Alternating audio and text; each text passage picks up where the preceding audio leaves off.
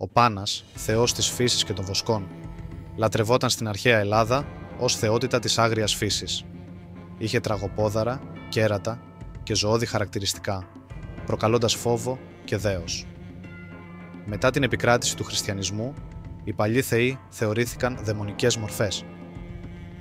Ο Πάνας, με την άγρια εμφάνισή του, συνδέθηκε με τον διάβολο των χριστιανικών παραδόσεων.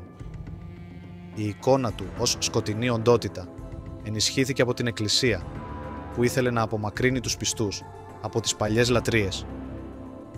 Ωστόσο, ο Πάνας δεν ήταν ποτέ κακόβουλος, αλλά σύμβολο της φύσης και της ανεξέλεγκτης ζωής. Έτσι, μια αρχαία θεότητα της χαράς και της γονιμότητας μετατράπηκε σε μορφή του κακού. Αν σας άρεσε το βίντεο, κάντε like και εγγραφή στο κανάλι μας. Η βοήθειά σας είναι πολύτιμη. Σύντομα κοντά σας με νέο βίντεο.